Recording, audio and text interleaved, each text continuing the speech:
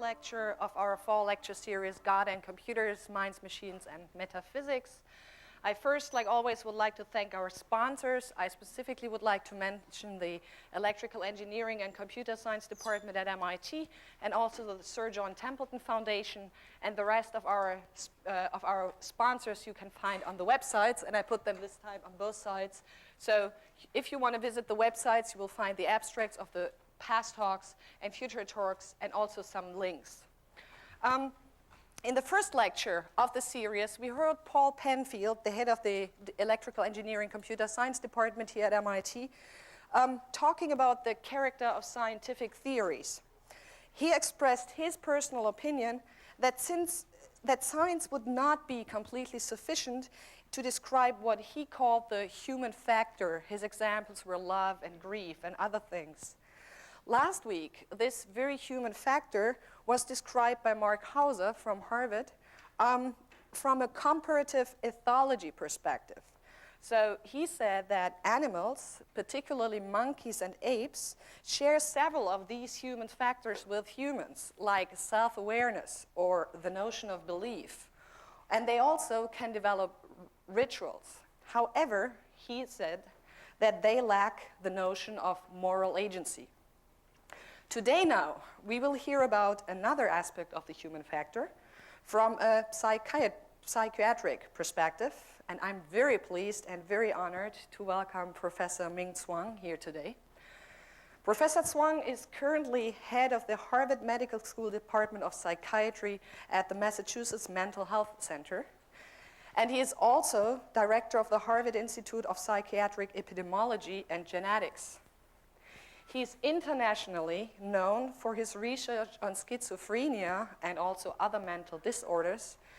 He holds an MD, a PhD, and a doctorate of science, and several honorary degrees. And beside numerous awards and honors, he's member of the National Academy of Science, member of the Academia Sinica of Taiwan, and he also just received the Lifetime Achievement Award from the International Society of Psychiatric Genetics. Among his interests is spirituality with its effects on mental disorders. And I'm really, really glad that you are now here to share with us your ideas on brain, mind, and spirituality. Welcome.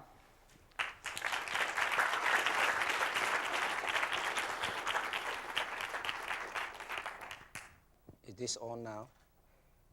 And thank you very much for inviting me here.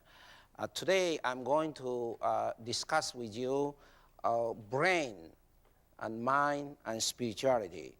I'd like to start off with the brain, and then the brain function and the mind, and then go into how to tackle the spirituality from the epidemiological point of view. So let's start with the first slide. Can you see it from there? It's the mind and the brain, essentially to understand the mental process that essentially have changed dramatically throughout the human history.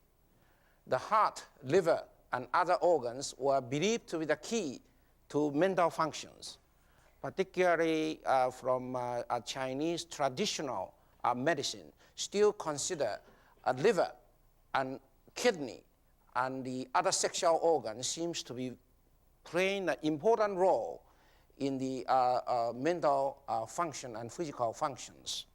And let us talk about the ancient Greeks concept. All living things drew vitality from pneuma, essentially air, derived from the cosmos. And then so this related to Chinese Tai Chi and the various kind of yin and yang. And growth, movement, and thought were caused by alteration in this cosmos, pneuma. And the liver, essentially, is the natural spirit. Heart is considered to be vital spirit, and brain, animal spirit, all participated. This is the ancient Greeks concept. And the modern scientific view from 16th and 17th century, the concept of nervous system being developed, and essentially brain and spinal cord being considered as the central to the function of the nervous system. And peripheral nervous system is essentially nerves throughout the body, which are actually essentially under the direction of central nervous system. So center is in the brain. And so just to give you, for those who I know there are several eminent neuroscientists here, forgive me in giving the elementary or brain structure for those who have not seen the brain, unlike some of the neuroscientists are dealing with this every day. So essentially this is the brain, and we have a cranial bone which protects us, and you have a dura and arachnoid and pia matters. If you have a concussion, you may have a bleeding inside of the dura, under dura mater, subdural hematoma, and various kind of condition, and the cerebral spinal fluid. This is just to give you our brain. And the brain somehow has the very important demarcation for anatomists and the neurophysiologist and the neurochemist to really point which part to study. So the frontal lobe, I thank you, Anne, to have this for me. So frontal lobe is here, and then the prefrontal. These are and the premotor cortex. So this is very important. I'm going to elaborate the mind, mental function, and the brain. And this is the marking called Schroevian fissure, and under which is temporal lobe, and the parietal lobe, and sensory cortex is here. And here is a demarcation. It's called central sulcus and occipital lobe. And in what way this is related to our mental function? The major external brain structure, as I show you, frontal lobe is the executive function, doing things, thinking about the things and the planning for the future. And temporal lobe is the auditory processing and related to language. Of course, you see the frontal lobe also involved in language. And parietal lobe, this is the summary of what we know, touch and balance. And occipital lobe in the back is related to vision. And brainstem is the inducing the sleep, arousal, heart rate, and breathing. So these are the essentially the brain structure and the functions. So let us see from the this side, the frontal lobe, then parietal lobe, as I talk about, and the temporal lobe, occipital lobe in the back, and the brainstem. This is the vital organs, very vital to our survival. So even without this part, if this is the unhurt, or still we can survive, and respiration, heart rate are controlled by this area. And cerebellum is related to balance and the movement. So in addition to from outside which you can see, for us to discuss the brain function and the mind, we need to know the major internal brain structure. So hypothalamus, this is related to our thirst, hunger, and sexual function. Cerebellum is the balance and movement. And corpus callosum connects the two cerebral hemispheres. And thalamus is important relay station for sensory processing relay.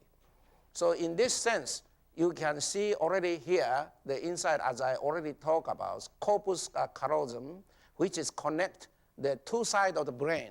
We have a left side and right side, and these two are very symmetrical. One side can really function we know from some of the patients, even losing one side still can survive. And so this is the corpus callosum. Then I talk about the hypothalamus, and this is the pituitary gland, and then the pineal gland, and thalamus is here, thalamus. And the medulla, this is the brainstem, midbrain, pons, and cerebellum. So this is just to give you some of the brain structure. And another important thing in mental function from psychiatric point of view is the emotion, how you feel. And the limbic system control emotion and memory and also olfactions. And this is the limbic system inside. So hypothalamus, olfactory valve tract, they are connected to this, and mammillary bodies. In some dementia due to alcoholism, mammillary tend to have a bleeding. And amygdala and hippocampus and fornix and thalamus, this is actually consisting of the important structure for our emotion and the various important function of mind. And then there are various nucleus within the brain, and this is the caudate nucleus, and putamen, caudate, and the globus pallidus substantia nigra. This is related to Parkinson's and so on. And the reason I show this is that in the past, we thought that this has nothing to do with the mental function.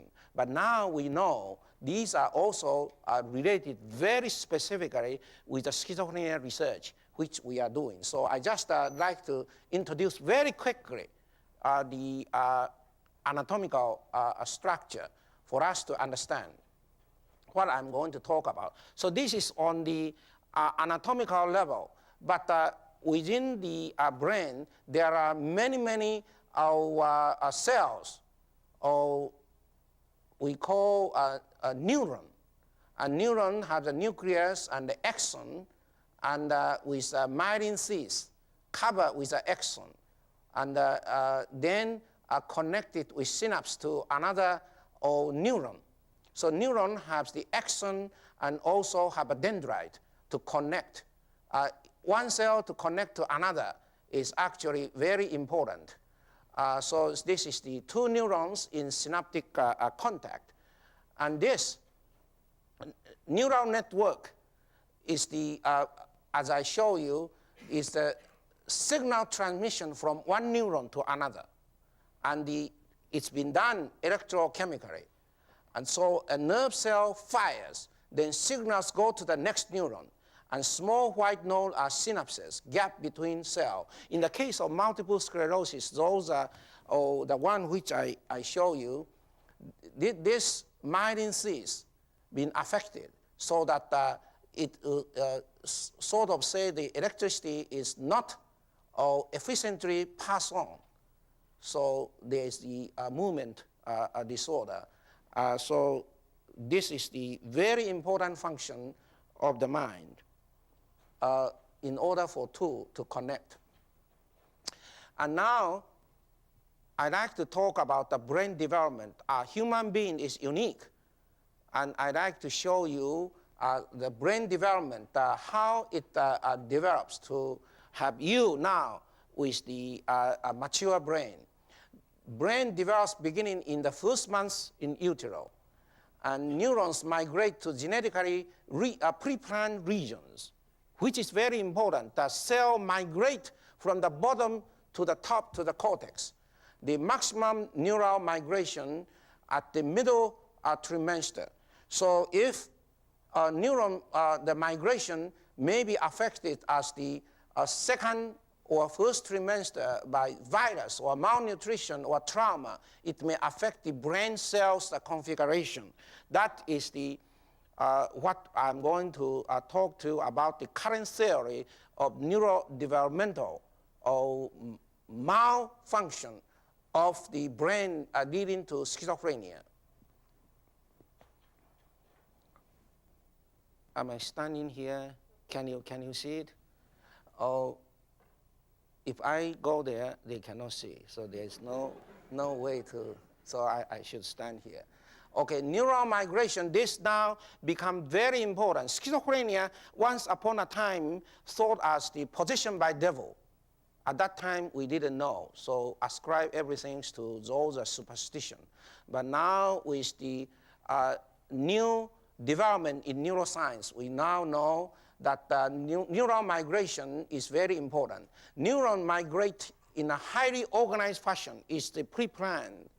But as I say, virus, genetically malformation may affect this neural migration. The earliest migrants from initial deep layer, later arrival assume places closer to the cortical surface. So just to illustrate to you, those are the supraventricular or ventricular cells migrate to the top in the cortical plate where our thinking, our feeling, and everything is very important, executive function. So migration. And the earlier ones stop here, but the later one come to the top. And sometimes there is the order to ask some of those older ones to die in order to save the younger one to go to the top. So it's very interesting. The brain is wiring in that sense. So all the cells, the new one, actually come to the top layers. And so this development differentiates us from other type of creatures. This developed by Paul MacLean represent the brain in evolutional terms from reptilian brain stem, survival, respiration, heart rate, and the mammalian limbic with the emotional system. And the neo-mammalian actually cortex for cognition. So just to give you some illustration, this is the reptilian, and this is the limbic system. And then neo-mammalian, this is the us representing the greater area of the cortex, and the cell all migrate to the cortex. And there you can see the well-arranged and well-connected from one neuron to another for the function. So the important area which has been discovered by Broca's is the Broca's area, named after Paul Broca, French neurologist of the 19th centuries. And it's essentially our speech center is at the left inferior frontal lobe, and essential for linguistic fluency.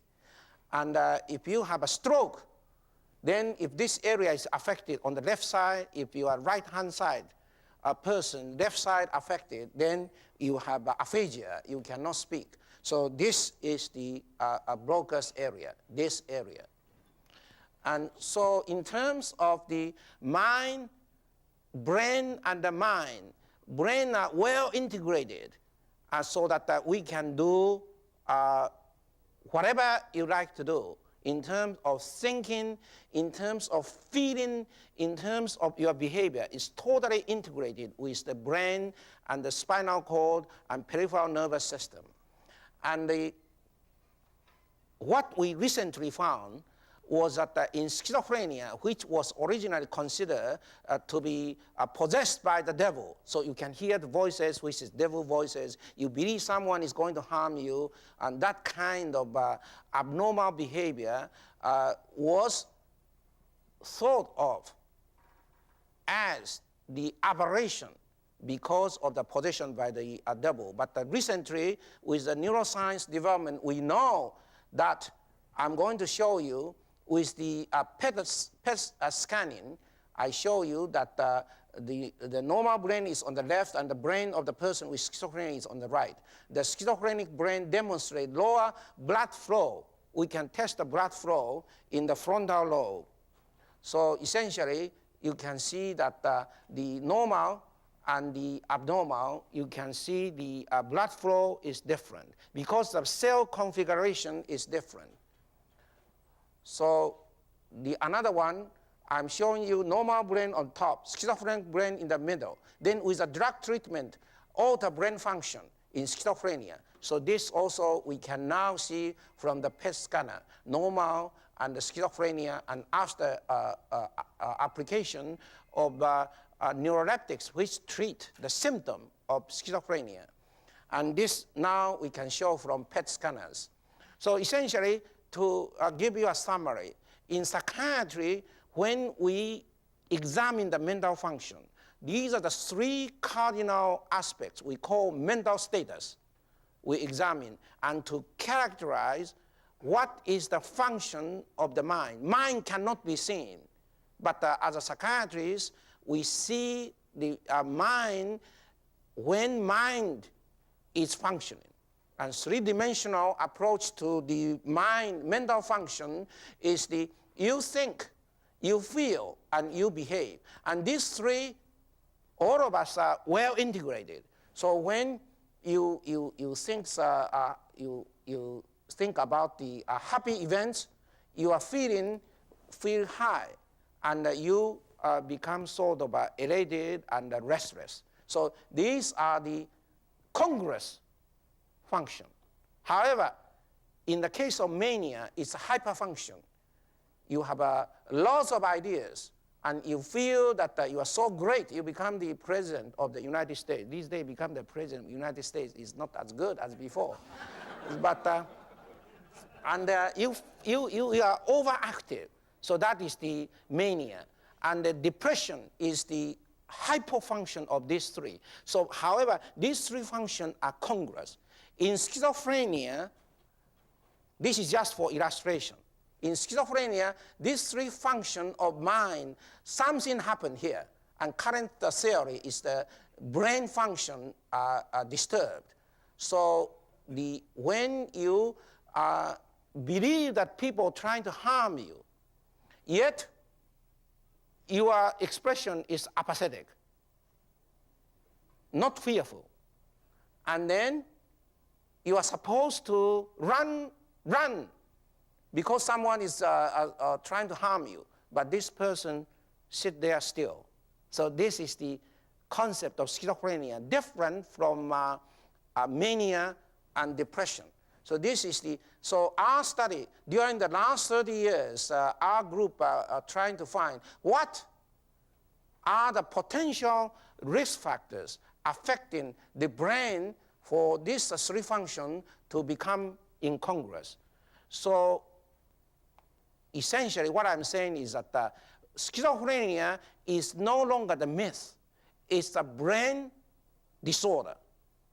And we are now trying to tackle what are the genetic components of it, what are the environmental components, particularly intrauterine condition, and after birth, in what way the environment actually interact with the congenital or malformation. So our group, in collaboration with the Mass Journal of Neuroimaging, we shown that this is a normal control of the normal person, volunteer. In the case of schizophrenic patients, lateral ventricle become bigger, and inferior lateral ventricle are bigger because the brain shrink. Essentially, the cortex and the other area of the brain volume decreased. So the lateral ventricle, where supposed to have cerebrospinal fluid occupied there, is more. So this is the indication of the brain becomes smaller. And not only that, thalamus or lateral ventricle is actually wider. And the thalamus, which I already shown to you, putamen, pallidum, hippocampus, amygdala complex, this is all related to feeling and emotion, smaller than normal control. Now, the research which we are doing is this. Not only we are studying schizophrenia patients only, we are now studying the relatives of schizophrenia, where we are doing the collection of DNA, and to test the genes. But capitalize on that opportunity, we compare the relatives who are not schizophrenia yet. Still, they show differences comparing with normal. Essentially, I show you these are the area which been affected, even in the relatives. So it means that in the past, we don't know who to intervene to prevent the onset of schizophrenia. Now we know the earlier treatment, the better. And even better is before the treatment, if we can find cognitive deficit and the neuroimaging abnormalities, we may be able to prevent them. So this is our work. So in addition to that, we use a functional MRI, the control comparing with relatives of schizophrenia. And of course, schizophrenia is like this, but this is the milder. Essentially, for the normal, you don't need to use so much energy to do the assigned task. In schizophrenia and the relatives, because their brain cell is arranged in such an inefficient way, they have to utilize so much brain areas to perform the same function as the controls. So current very strong hypothesis and with scientific evidence is the neurodevelopmental models. This proposed that some combination of genetic and non-genetic errors leads to maldevelopment of the brain in childhood. And we can see that neuropsychological abnormality in children of schizophrenic patients and the obstetrical complication in birth of schizophrenic patients all interact to result into a schizophrenic brain. And therefore, brain and mind, in normal, it's well integrated. In schizophrenia, which is the area of our research for a long time, we feel that we can really study brain to identify schizophrenia. And also, this is all in research. It's not in practical application yet. We are trying to find a gene for schizophrenia.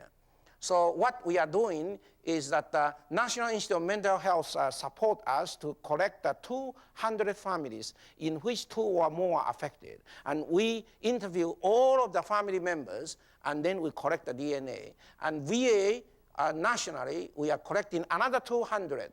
And then from there, we like to study what are the potential genes. We already know there is no one gene for schizophrenia. There must be many genes to interact with the environment to develop. And not only that, what we are studying is the subthreshold schizophrenia. It's called schizotaxia in a Paul Mills term. Essentially, those who have not developed schizophrenia yet, but they have a tendency to inherit a schizophrenia trait. And using the neuropsychological cognitive deficit and MRI family study of schizophrenia, we are tackling that what is the genotype and what is the phenotype of schizophrenia. So the current concept is this. It's a vulnerability with a genetically or the intrauterine abnormalities with a stress model. And if the stress is the environmental risk factors is higher, then becoming schizophrenia. And if not, is a subthreshold called spectrum disorders of this kind and genetic predisposition. So this is pretty much to summarize the current theory of schizophrenia. We have not found one gene for schizophrenia yet. We know there are several genes involved. So essentially, to summarize, current finding of concept of schizophrenia before I move into spirituality is that schizophrenia from ancient biblical teaching all considered to be possessed by devil. But now with a scientific approach, neuroscience, we now know schizophrenia is a disorder, mainly from brain, and it's affected thinking and feeling and the behavior. And we now think, our group think that from available data, there is a genetic predisposition and early environmental insult develop into the maldevelopment of the brain, particularly in cortex. And here at the Dr. Steve Matthijs is here in his hospital, at the McLean Hospital. They are actually analyzing the brain neurons arrangement in the cortex and find the arrangement on each layer seems to be not or properly arranged in comparing with normal. So it's the neurodevelopmental abnormalities and the later environmental insult, or particularly at the adolescence. These are all present, but they're silent.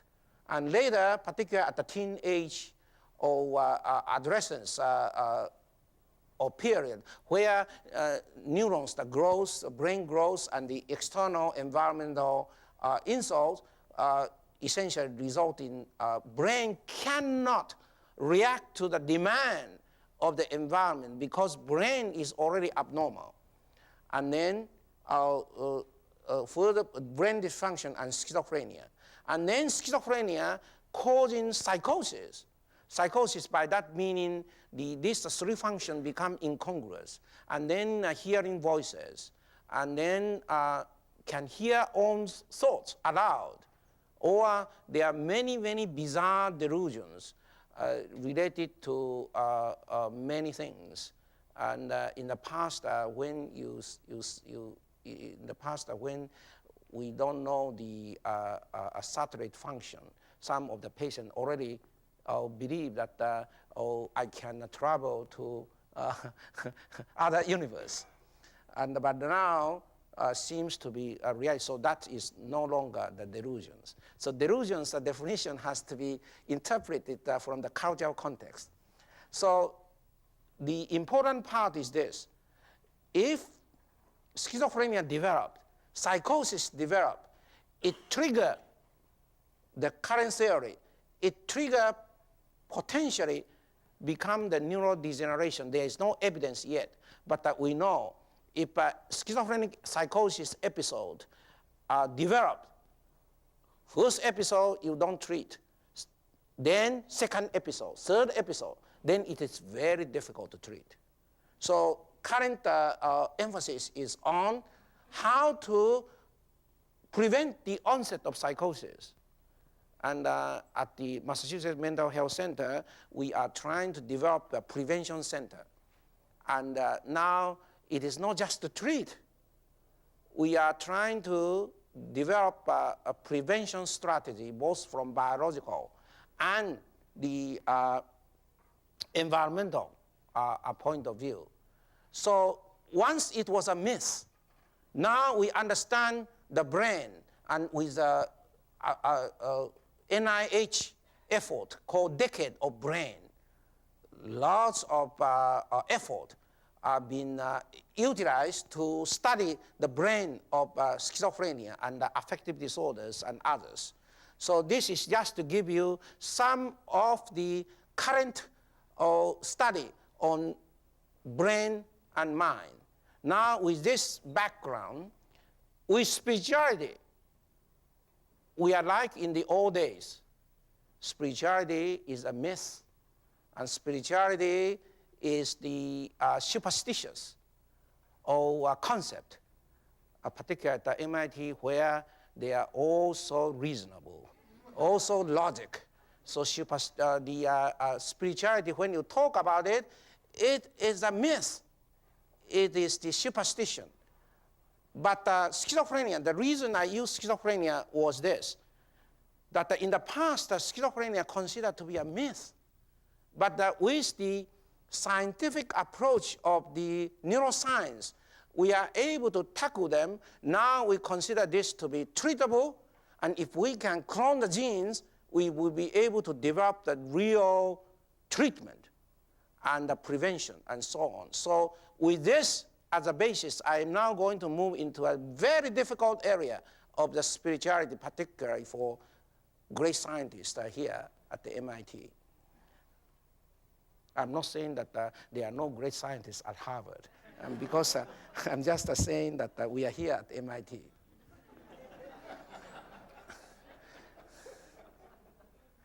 So forgive me if you are coming from eminent professor coming from Harvard. Forgive me, because we are utilizing MIT's space.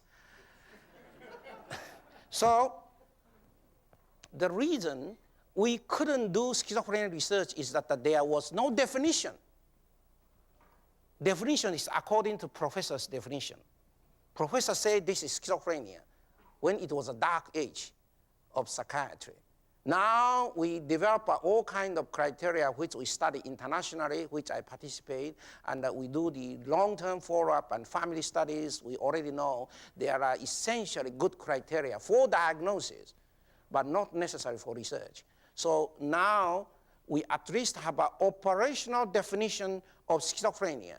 In spirituality, I was invited to NIH, to the alternative medicines conference, and I asked, say, there are many experts there. I say, could you define for me what is spirituality? Apparently, like a dark age of psychiatry, where everyone has their own definition of schizophrenia. Nowadays, we have a common criteria. So it is important to develop the criteria before we launching into the spirituality. When you read in the magazine and the Time magazine and the New York Times, they are talking about if you pray more, then your health is better. Those kind of things, we need to do the rigorous research. I believe we cannot do it complete. Like in schizophrenia, we did it, but we only scratched the surface. And I sort of feel that doing research on spirituality is like doing schizophrenia research in the dark age of psychiatry. And operational criteria is very important to really tackle, is spirituality related to a health, ill health, mentally or physically. And from my practice of seeing patients, many patients in the past, seldom they talk about the spiritual dimension. Now, if you ask which denomination or which religion are you affiliated with, they will start to talk, particularly for mental patients. They like us to really engage in mind, brain, and spiritual dimension. And if your patients are interested in using the spirituality dimension to help their illness, why should we deny them? And you know that from your own existence, even though you don't know where the mind is, but now we know it is in brain, and we know their function. And because we operationalize what is the mental function, for the spirituality research, which we are now launching on, we have to have at least some spiritual operational definition. So this is not the definition which I'm proposing. I just give you one example of you have to characterize what is schizophrenia. In doing spirituality research, we have to characterize measurable spiritual dimension. I'm not saying that with this we can understand all the spirituality. Like in schizophrenia, we characterize them, we understand the brain, yet we still don't know many aspects of schizophrenia. But at least that we can get to some aspects of schizophrenia, like this. Our group now launching into the spirituality research, and I'm going to give you some of the spirituality research affecting the health, which we are now contemplating to launch on. But before that, let us How many minutes do I still have? Tell me. 20 to 20, okay. So this, for me to organize, this very important aspect of the spirituality research.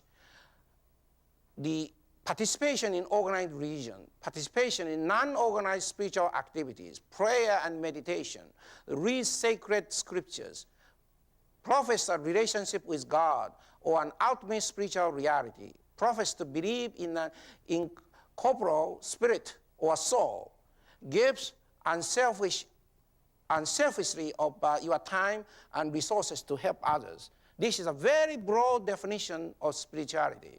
So with this, if we can characterize them, then we'll be able to use epidemiological technique to really study them. The current report, I'm not saying current reports are all wrong. They are tilted to a very subjective interpretation of the result, which I'm going to emphasize. So we need to thinking about in epidemiology, you're always thinking about the rate, the numerator and the denominator. So this is talking about the denominator. When you talk about the rate of those who pray versus who do not pray, you have to have which population are you talking about? And then operational definition is a numerator. So here in various populations, whether you study children, teenagers, or elderly, or severely mentally ill, or chronically ill, or disabled and economically disadvantaged minorities, terminal ill or dying. Essentially just to do a census of have you gone to church? And you don't know which kind of population are you studying. You don't know the denominator. That is a problem of the research in this area. So when we study them, we need to, in schizophrenia, there are several subtypes. We subtype them and study them. Then we know how to study efficiently. So the gender, some of them never report what is the sex, what is the gender, and then report that you do this, then this happened. That is all very, very erroneous approach to the study of spirituality. It is so difficult to study. Then if you mix the denominators, then you are unable to study them. Then what religion, education, social, economic status. When you read the New York Times, they talk about the various kinds of things. Seldom they characterize the denominator from which they are, the population are drawn. So and then operational definition of the spirituality, this is very important aspect of epidemiology which I'm specialized in. Mine is a psychiatric epidemiology, meaning studying the mind and the function of the mind. Then we use that technique to see if we can operationalize spirituality to a certain extent. I'm not saying perfect, like a schizophrenia. We have an operational criteria and to study brain. We now need to study our spirituality using a similar technique. And then another deficit is that in some of the reports which you read, they seldom have a control group. There is no comparison group, then just study them. It is not going to get anywhere. So the control group to examine placebo effects, this is difficult to study. But we can design it with a comparison group to study what is a placebo effect. So in addition to that, you say improve. What is improved? There is no criteria for outcome. So it is difficult to characterize them. You need to study the physical health and then characterize them. In heart disease, cancer, or mortality, mental health, psychiatric diagnosis, substance abuse, and the helplessness, hopelessness, and coping style, and various kind of suicide attempts. And more importantly, the marital status, socio-economical status. Apparently focus is not good. Can you focus a little bit? It's all right. The educational outcome and arrest and conviction. Okay, that's fine. Thank you. Thank you very much. So outcome has to be assessed in order to study the spirituality and its impact on health, physical and mental health. So this assessment has to be reliable. You need to develop the assessment form and which test and retest reliability of the assessment, and then train people to really come up with reliable assessment of outcome. And this outcome has to have, it's not just a reliable, it has to have its validity and has to be objective and standardized. And when you are interviewing, by comparing the control group and the experimental group, it has to be blind. When we study schizophrenia relatives, we don't know what kind of relatives are we studying. This kind of a modern epidemiological technique has to be utilized.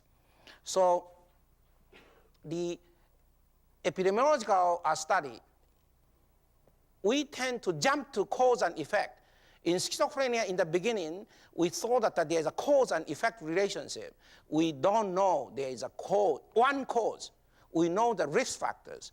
Using the same analogy that if there is evidence that spirituality is associated with improved health outcome, we want to know whether there is a cause and effect relationship.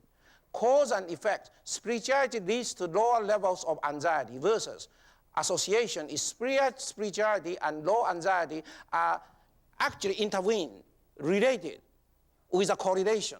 So cause and effect, so usually it's the published paper or the a newspaper talking about is usually the correlation. It's not the cause and effect, and written in such a way to mislead people to really think that there is a cause and effect relationship. And then the cause and effect, it is helpful to classify the concept of cause. Traditional concept of a necessary cause, and the traditional concept of sufficient cause, and epidemiological concept of contributory cause, those need to be applied. And essentially, in complex situations with many contributive factors, one also needs to consider supportive criteria for a contributive cause, strength and consistency of association between spirituality and health outcome. And if this is biologically plausible, that is important. And evidence of relationship between increased spirituality and better health outcomes. And the interpretation of the result could not be subjective, should be based on the evidence. And the extrapolation to new population, once you find the new finding of the spirituality and health relationship, you need to apply to another denominator and to see it could be generalizable. So I just give you one example of what we have and what we are beginning to do. It is my personal conviction from my own practice and my own personal belief, the spiritual dimension is there. And I believe that with the rigorous current research methodology which we use for schizophrenia, we can apply to study spirituality and its relationship with health, particularly with mental health, which is my area. And I witness that the patient one-to-one spirituality affect the patients very much. So particularly in drug abuse, in depression, and so on. So we now have the huge sample of the twins, about 4,000 twins pairs. And the conceptual model is this. Essentially, here we have concordant monozygotic twins, all right? And if we develop a spiritual scale, the mean score, And then this is very difficult to see because I simplify it, but I will use a few minutes to elaborate this to conclude. This is what I reported to National Institute of Drug Abuse to study them. Essentially, the identical twins, they share all the genes in common. And what's become different is that some other factors, which is non-genetics, are affecting the concordance or discordance.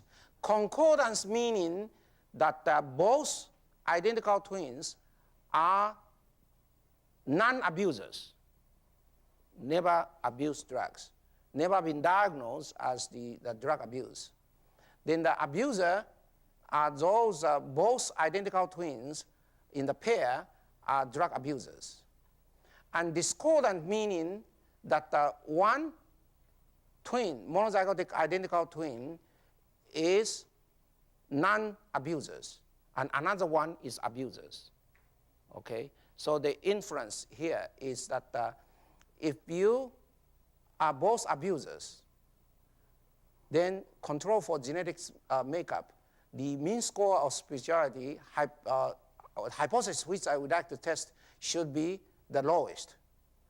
And the concordant one in the middle, then discordant twin who share the same genetic makeup, yet this person is non-abusers, and this person's spirituality score is high. So essentially, if spirituality is a protective factor, abusers should score relatively low on spirituality.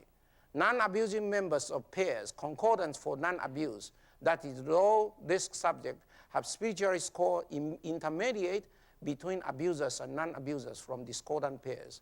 Because non-abusers from discordant pair, which have a high spirituality scores, are assumed to be at high risk for drug abuse. The absence of abuse suggests the presence of a protective spirituality factor. This is, I'm just talking about the one way of approaching them. Then another dimension of the spirituality which Templeton's foundation is very interested is the how to tie the spirituality dimension of thankfulness and forgiveness to relate it to physical health and the mental health. So we now collect the twins who serve in the Vietnam veterans serve in the Vietnam theater, combat theater. And some of them, identical twins, both are there. Some of them, both are in the continental United States. The total of 4,000 pairs. We can study their post-traumatic disorders. Post-traumatic stress disorder in the combat. You see your friend died, and you see, and why some of them are still thankful, and why some of them are bitter. And we can control for the environment and the genetic makeup to study them. So in a nutshell, what I'm saying is this. It is difficult to study spirituality, and I have to confess that we cannot understand spirituality fully, but spirituality is there. And if we think that we are just a brain and mind, you are underestimating yourself. There is a spiritual dimension, love, and the thankfulness, forgiveness. Those are considered to be very important, vital part of spirituality. So like a schizophrenia research, if we can tie this together, and at least from epidemiological risk factors design, we'll be able to characterize them. Then later, it's not a dream. Now with the neuroimaging, with the brain abnormality which we can characterize them, we may be able to find that those areas, I'm dreaming, those areas which actually express thankfulness or forgiveness in like a Vietnam era being killed, friend being killed by Vietnamese and still now can forgive. Those kind of tendency is actually very much about genetics and environmental interaction. We now know that you may not believe it, the data, if you characterize wells, spirituality has the familial and the genetic tendencies. But not all genetics. Shared environment is also very important. So in conclusion, what I'm saying is that doing schizophrenia for the last 35 years, I personally convinced that spirituality, which is my personal belief with the existence of this spirituality, I really like to tackle this very difficult subject. Do it properly, and then we'll be able to understand the mind, brain, and spirituality. And my time is up. Thank you very much.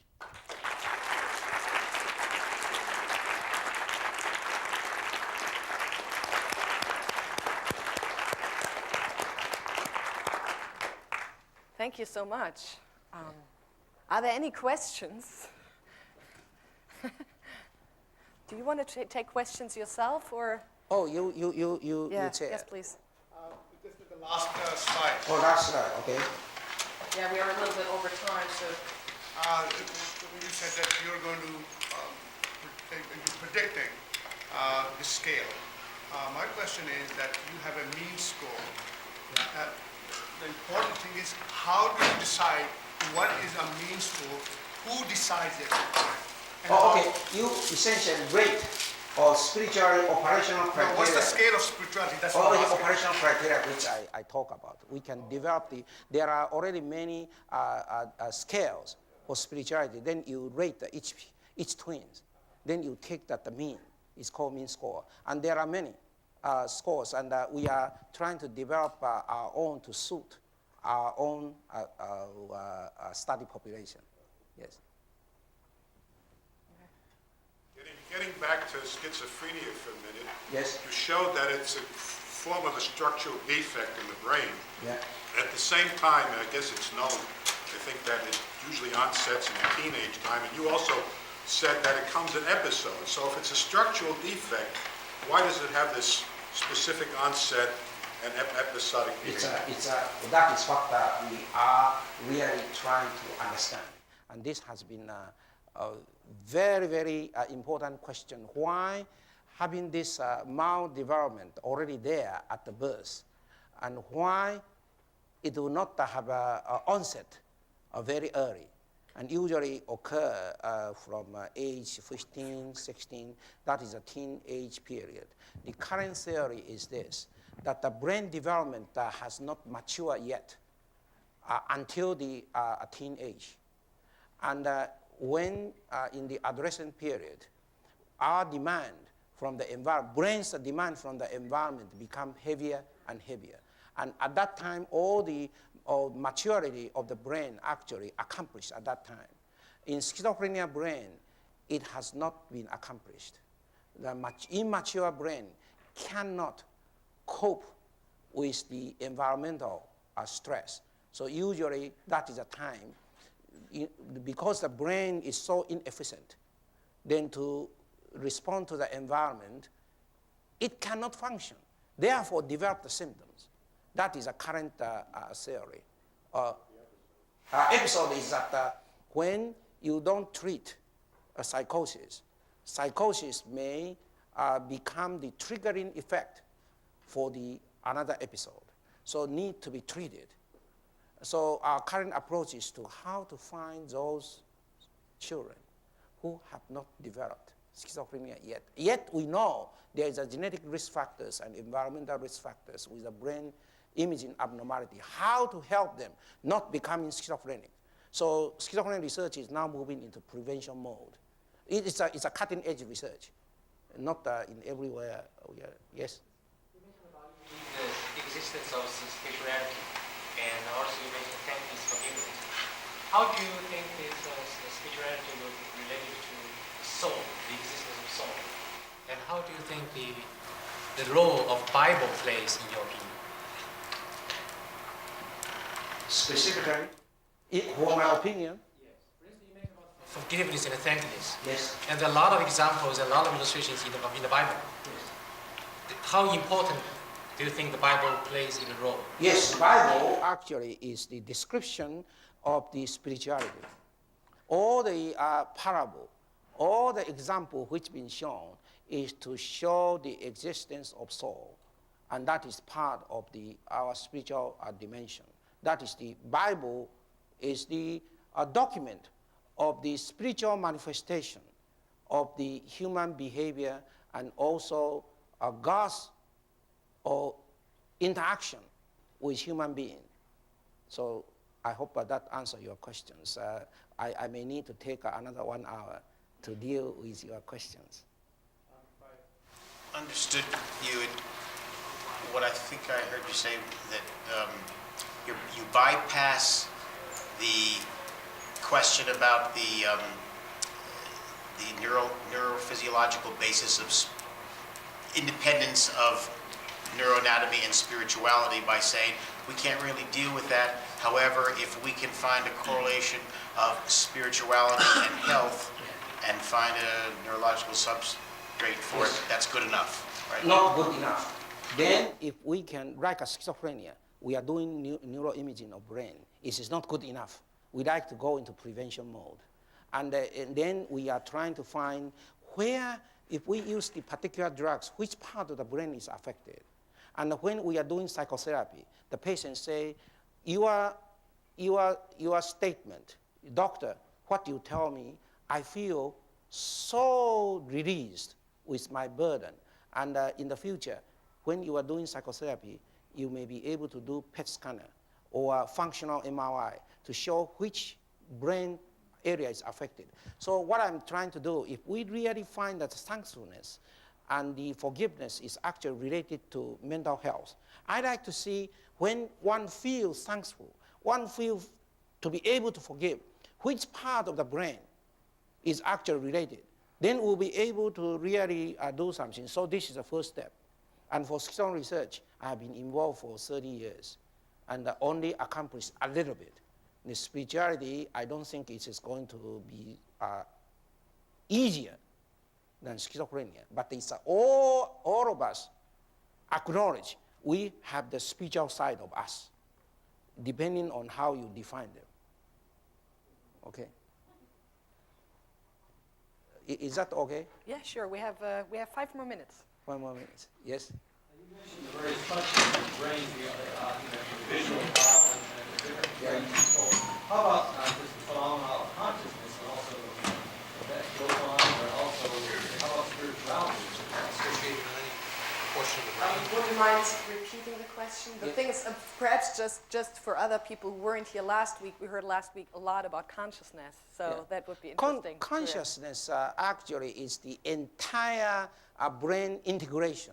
But if you like to tell me, ask me, where are the important aspects of the consciousness in brain I didn't talk about is the reticular formation in the near the brainstem and up. There are reticular formation, which is the absorbing the external stimuli and then pass on to higher cortex and to keep you alert. And that is the total integration of the entire brain and to be aware of what is going on. And how to tie this with spirituality is your cognitive function of you are in communication with the supernatural.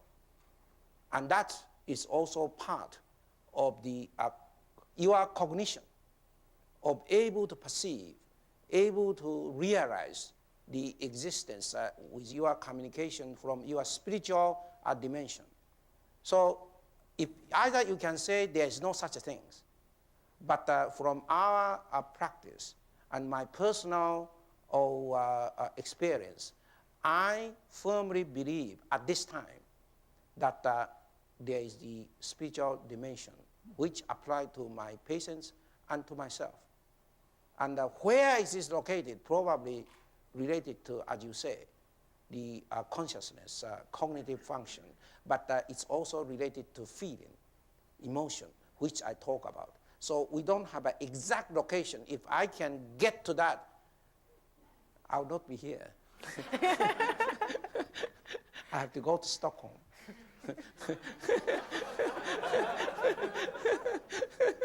I think one more question. We can have one more question. Yeah. There have been a number of physiological studies on the attributes of so-called spiritual adepts, for example, Buddhist monks, some of which is actually, I believe, occurred at MIT. Yeah. Are you aware of studies of the sort of neurological differences between, let's say, experienced meditators and non-meditators, or people who might consider to be highly spiritual and others who are not? Yeah, there are lots of reports.